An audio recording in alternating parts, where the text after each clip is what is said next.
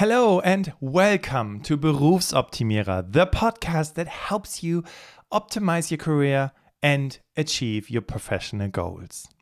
In this episode, we will be talking about 4 simple steps to make your next salary negotiation a success.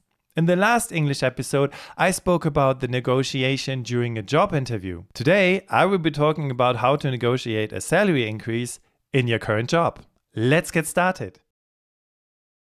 I remember this moment where I sat together with our CEO as I wanted a salary rise because I had taken over a new project. I was so nervous because this man had a demeanor that gave me a lot of respect, and I was so afraid of this moment. He asked me what I wanted, and after I presented my arguments in a more or less professional way, I asked for a monthly increase of 1,000 euros.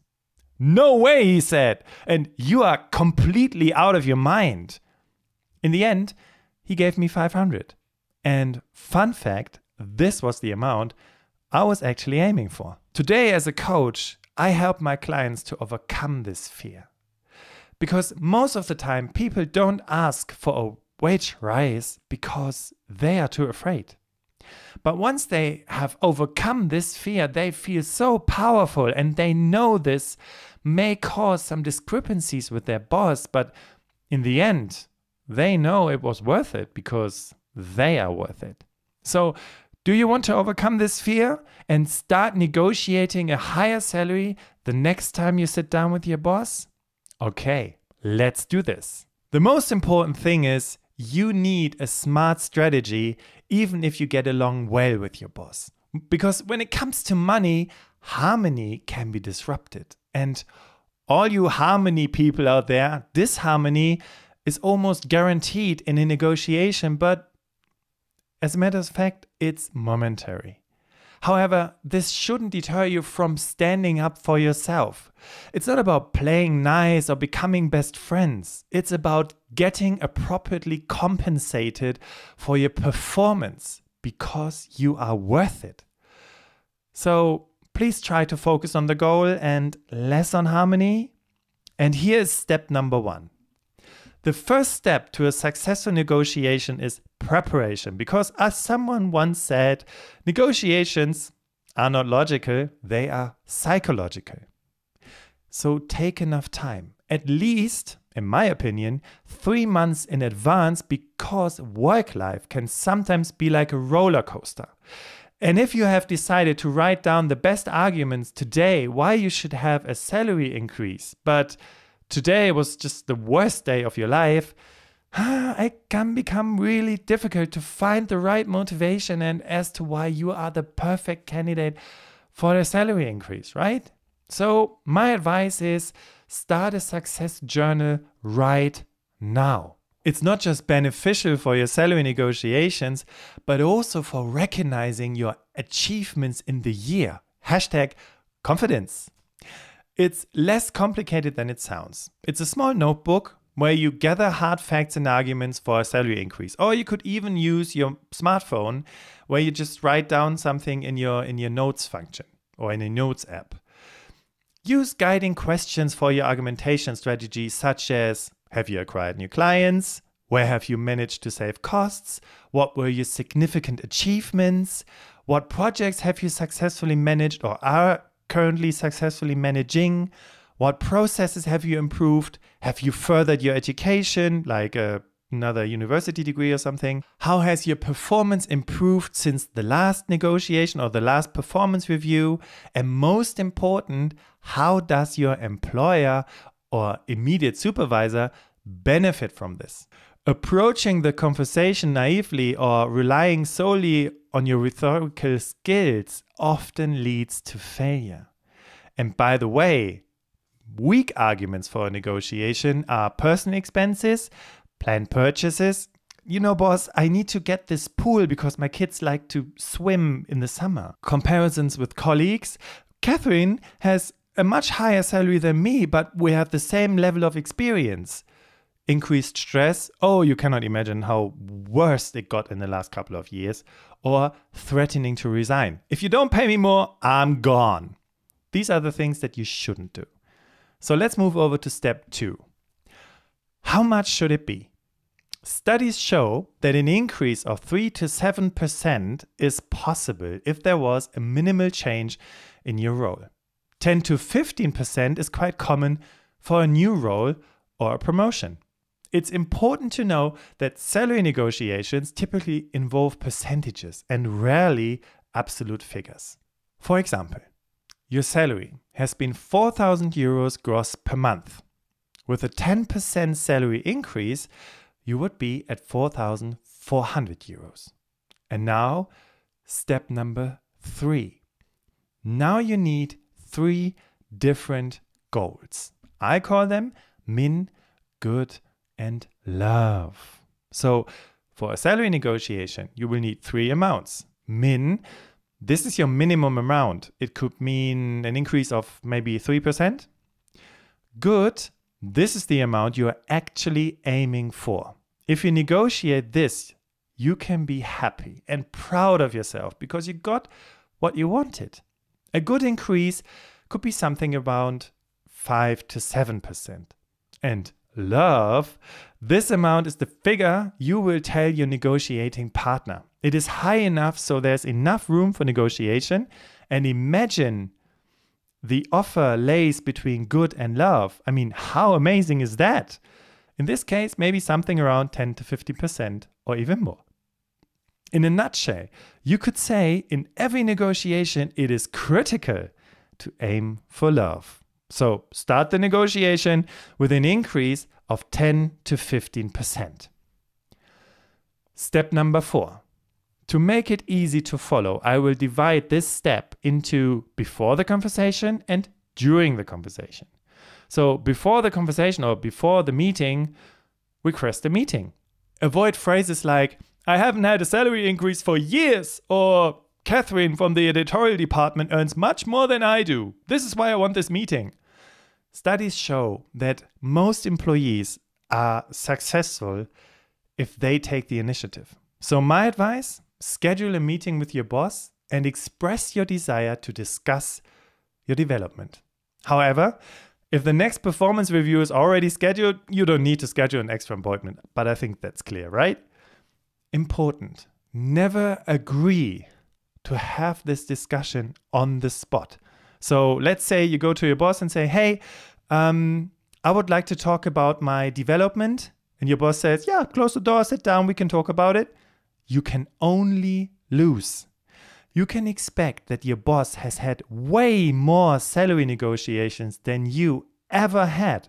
And also good companies offer for their leadership personnel trainings to deal with these situations. I mean, you are listening to this podcast to prepare yourself. So I bet there are also podcasts for bosses that provide tips on how to handle salary negotiations with their employees.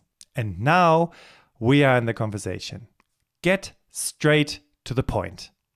Explain that you'd like to discuss your performance of the past period, present your achievements, then remain silent and wait for the boss's response. And now state specifically how much you want to earn. It's important that you make the initial offer because it has a psychological effect. And the psychological effect is called the anchoring effect. To assess the value of something, our brain searches for reference values. If they can't find any, an arbitrary number serves as a reference point, or in this case, the initial offer. So say, for these reasons, I'm requesting a salary adjustment and I believe that 15% more is fair. And then say nothing more. Did you notice the different expression? I said salary adjustment and not salary increase. Never ever use the term salary increase or wage rise during the meeting. Use the term salary adjustment or wage adjustment. The reason is that salary increase sounds like paying more, like an increase without a reason. With salary adjustment, it implies that something was previously incorrect and needs correction, so there's a reason for it. And again, as soon as you set your number, silence to emphasize your determination. And of course, now your boss will ask why. And keep in mind, you are not a beggar. You are negotiating for nothing less than the value of your current and future work. Now, wait for your counterpart's reaction. There are two types of responses. So we have these rhetorical maneuvers. And the salary request is dismissed with something like, of course I would give you more. However, I'm unsatisfied with your past performance. And now, stay calm. It's part of the game and you can ask a question. All right, so which specific performance did not meet your expectations? And now it's your boss who needs to explain. What most people do wrong in that situation is they say, but I did this and I just described my values and this is what I spoke about and look at this project. Don't start argumenting. It's the boss who needs to argument. If he's unhappy with your performance or if he doesn't see any reasons, he has to or she has to explain what the reasons are. So stay calm in that situation. Actually, just lean back and smile and say, okay, so which specific performance did not meet your expectations, please? And then it's the other person to explain why. And then you can talk about this. The second maneuver or response is the limited budget.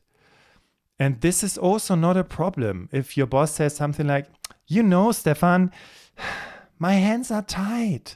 I cannot do anything about it because the budget is limited.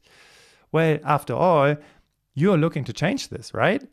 You're helping to increase revenue, offering added value, more ideas. So through giving you more money, his budget should also increase. Or is there anything wrong about this logic? So with this tactic of probing and turning, so asking questions when someone says, I'm not satisfied or whatever, you can successfully negotiate a salary increase. And the most important thing is to stay calm. It's important to understand what your counterpart gains from this. So prepare when there are arguments like unsatisfaction or limited budget, etc., etc. Threatening to resign, however, is not a valid argument. And now here's another important thing that most people tend to forget. In most cases, your boss will not provide an immediate response. Most of the time, they try to postpone the issue to the future because just like for you, it's an uncomfortable situation they are trying to avoid. So they might say something like, that's nothing I can decide now. You have to give me some time, blah, blah, blah, blah, blah. You have to expect to bring up the topic multiple times.